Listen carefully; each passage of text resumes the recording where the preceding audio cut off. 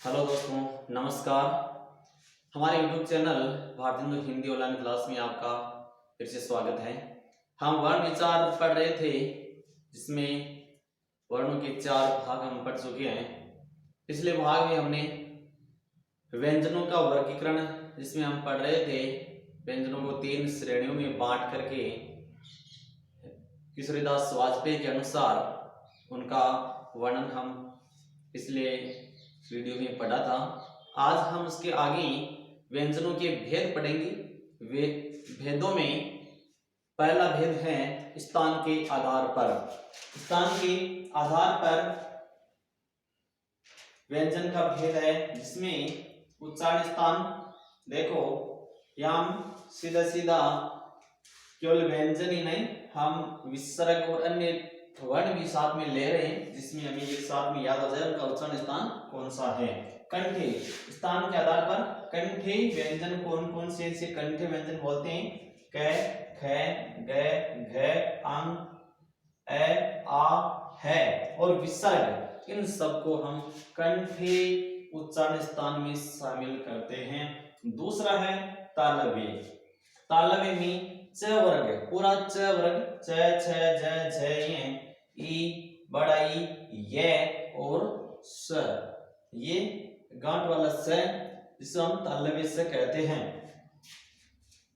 मूर्धन्य, जिसका उच्चारण स्थान मूर्धन्य है ट, ठ, ड, ढ, ण, री, र, स्वर, ड और ढ, इनका सभी का उच्चारण स्थान है मूर्धन्य।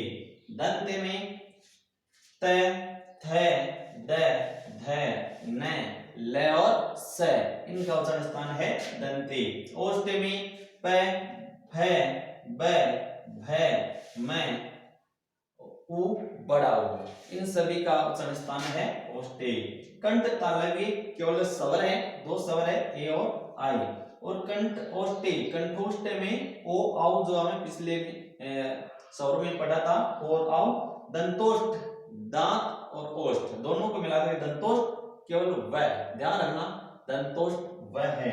नासिके, नासिके इनका उच्चारण स्थान नासिके अंग, य, ण, न, म और अनुस्वार अंग। तो इस प्रकार से ये उनका उच्चारण स्थान अलग अलग इस प्रकार से है। कंठ से, मेन कंठ से उच्चारण होने वाले कंठे, तालव्य से उच्चारण होने वाले तालव्य, यानी जब हवा मुंह के विभिन्न भागों को स्पर्श करती है और विभिन्न अंगों से टकराकर बाहर निकलती है, तो यहाँ कंठे से सीधे टकराकर बाहर निकलती है तो कंठे, तालव्य से टकराकर निकलती है तो तालव्य। और मूर्धन्य, मूर्धा दांतों के थोड़े से ऊपर की तरफ मूर्धन्य। दंते यानी जब जीभ दांतों से टकराती है, यानी हवा के साथ में जीभ दांतों से टकराती है तो दंते। ओष्ठ, केवल ओष्ठ होठों का प्रयोग होता है ओष्ठे। कंठ तालव्य, कंठ और तालव्य से कंठ तालव्य, कंठ और ओष्ठ दोनों सम्मिलित रूप में कंठोष्ठ, दांत और ओष्ठ, दंत और ओष्ठ दोनों सम्मिलित रूप से व। तो इस प्रकार से नासिक, केवल नासिके से, केवल नासिके से, केवल नासिके से ये पंचम अक्षर है। तो इसको हम इस प्रकार से अलग अलग इनके उच्चारण स्थान के रूप में हम देख सकते हैं। तो ये उच्चारण स्थान परीक्षा की दृष्टि से अत्यंत महत्वपूर्ण है। चाहे वह किसी भी प्रकार की परीक्षा हो, कोई भी प्रतियोगिता परीक्षा हो, सभी में उच्चारण स्थान पूछा जाता है कि इसका उच्चारण स्थान कौन सा है। मेन रूप से स्वरों का पूछा जाता है और व्यंजनों का भी कई जगह पूछते हैं। तो ये उच्चारण स्थान याद रखना बहुत जरूरी है, इसलिए हम इसको एक सूत्र के माध्यम से याद करने की ट्रिक के माध्यम से इसको याद करेंगे। तो किस प्रकार से,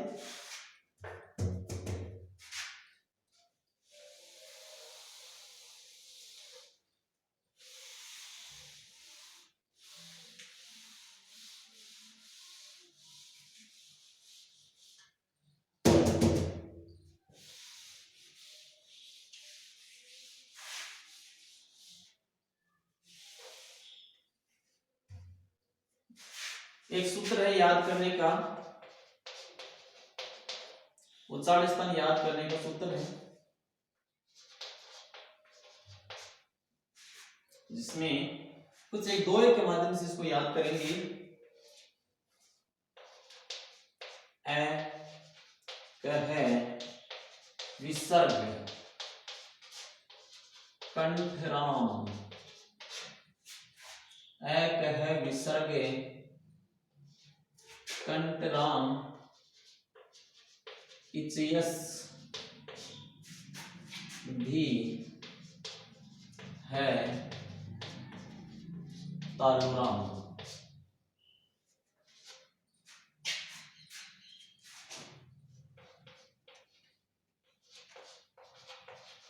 रिटस कहो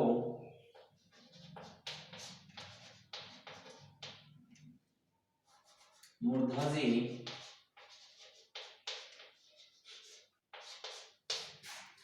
रिक्तस पुकारो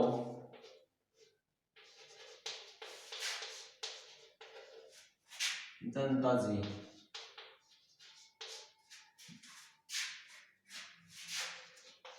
उप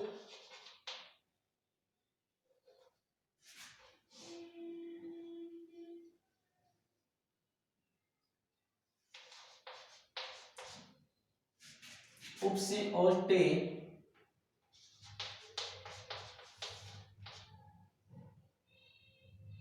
उप, इससे लिखो उप रखो ओट में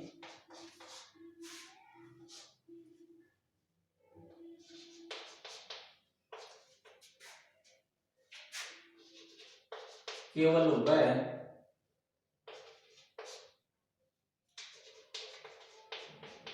दंतोष्ट में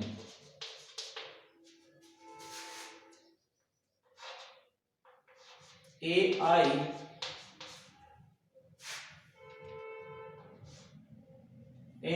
कंठ तालु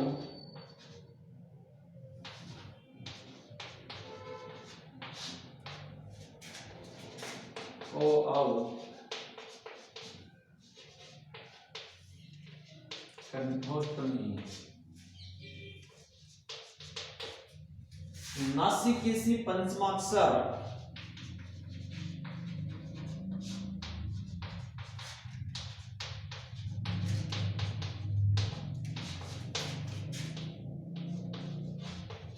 जीवा रखो प्रकोष्ठ में।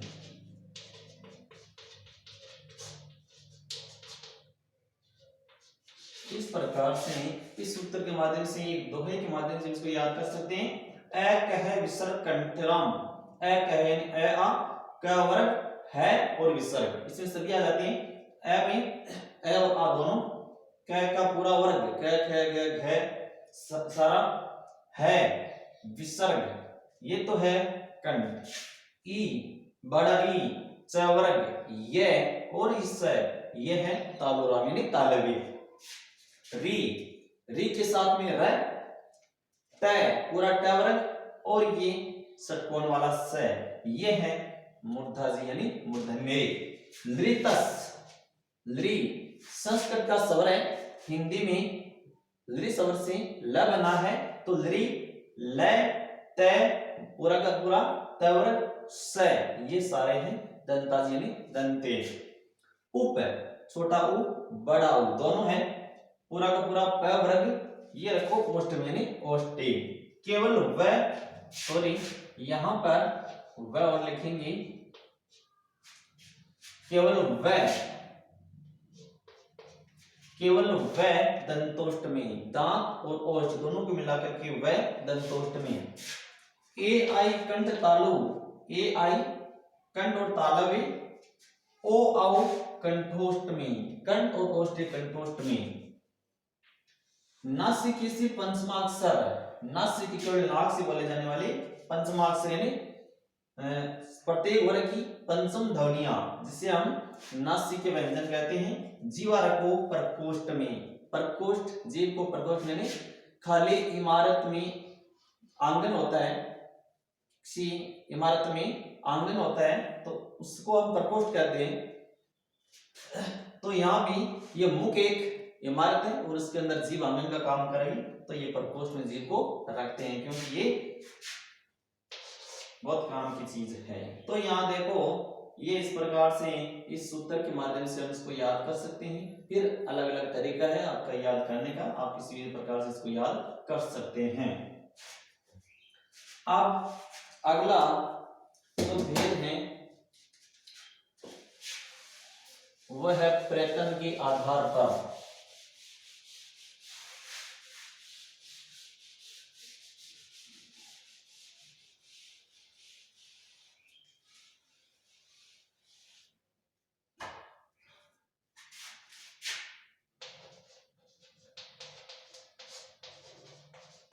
प्रयत्न के आधार पर जो सबसे महत्वपूर्ण है, इसमें प्रयत्न के आधार पर 3 भेद है। इसमें पहला है घोष और अघोष, यानी नंबर 1 है श्वास में कंपन के आधार पर।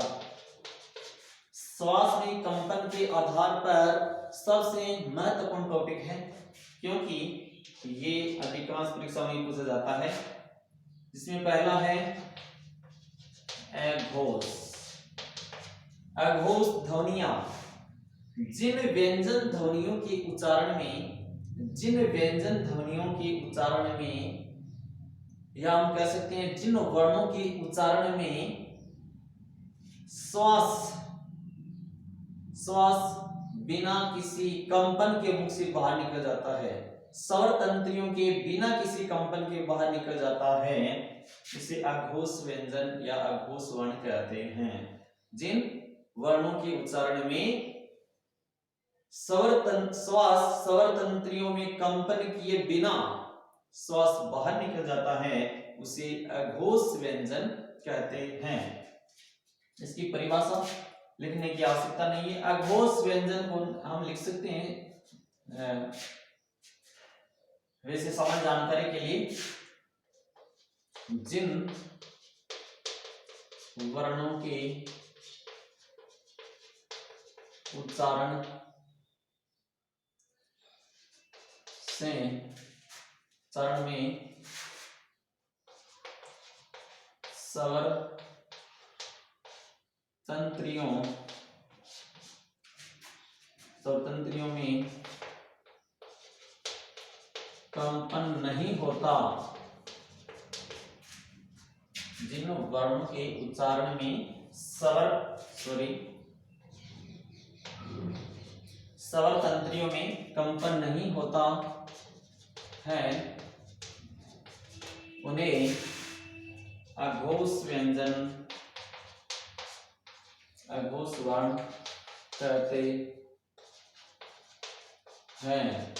अघोष वर्ण इसलिए कहेंगे क्योंकि इसमें स्वर और व्यंजन दोनों सम्मिलित है। जिन वर्णों के उच्चारण में स्वर तंत्रियों में कंपन नहीं होता उन्हें अघोष वर्ण कहते हैं। ये कौन कौन से हैं, महत्वपूर्ण बात है। वर्ग का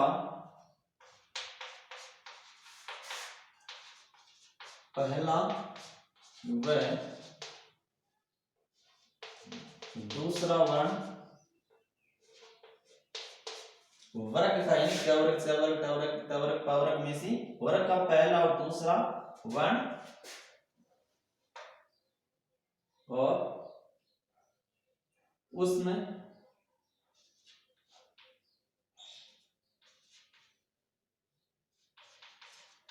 व्यंजन में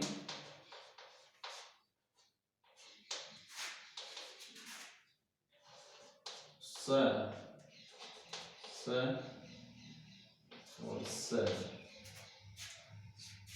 ये ध्वनियां ध्यान में रखनी है। अब देखो वर्ग का पहला दूसरा कौन सा है, एक तो क ख च छ ट ठ त थ प थ और ये फ भी। ये तो आ गया वर्ग का पहला और दूसरा वर्ण, इसके साथ में उसमें व्यंजन है उसमें व्यंजन ये स। तो इस प्रकार से वर्ग का पहला और दूसरा वर्ण और उसमें व्यंजन स है, इसमें नहीं है इसमें नहीं है, तो स्वर है वो भी इसमें शामिल नहीं किए गए हैं। तो ये सारे अघोष वर्ण है। तो इसको याद में रखना, वर्ग का पहला दूसरा वर्ण होता है वह हमेशा अघोष वर्ण होता है, और साथ में उस व्यंजन में तीनों प्रकार के स यहाँ पर इसमें शामिल किए गए हैं।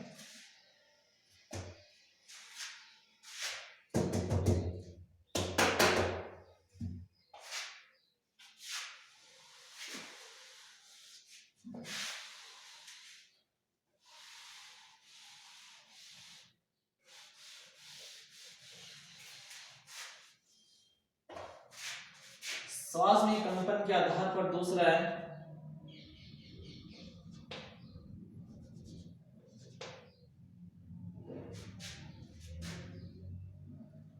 सघोष या घोष। कुछ भी कह सकते हैं सघोष या घोष। जिन वर्णों के उच्चारण में स्वर तंत्रियों में जिन वर्णों के उच्चारण में स्वर तंत्रियों में कंपन होता है उन्हें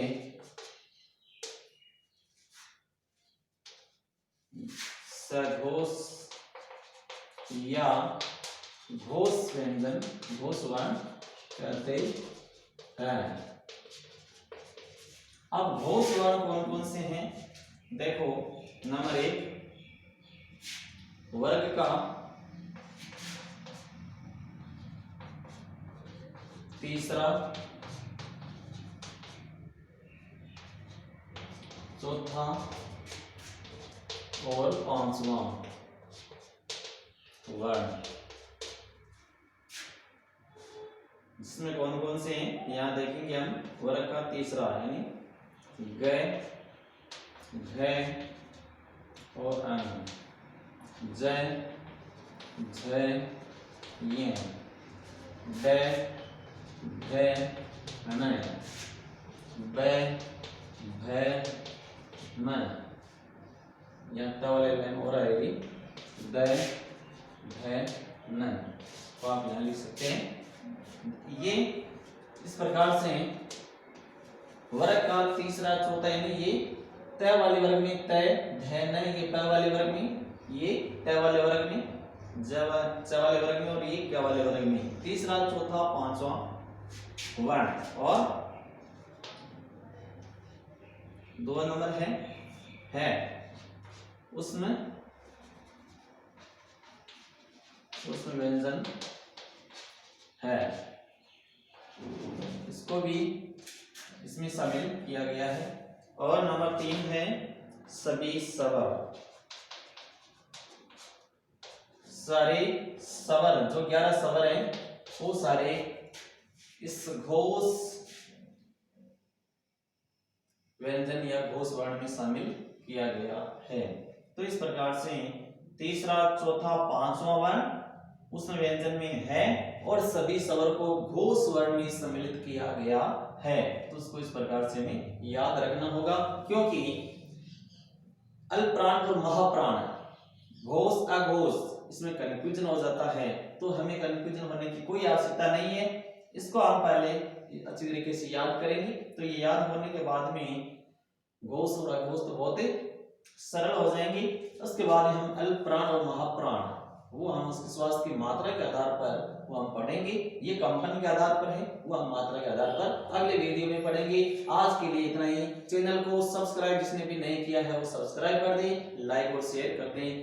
आज के लिए इतना ही। बहुत बहुत धन्यवाद।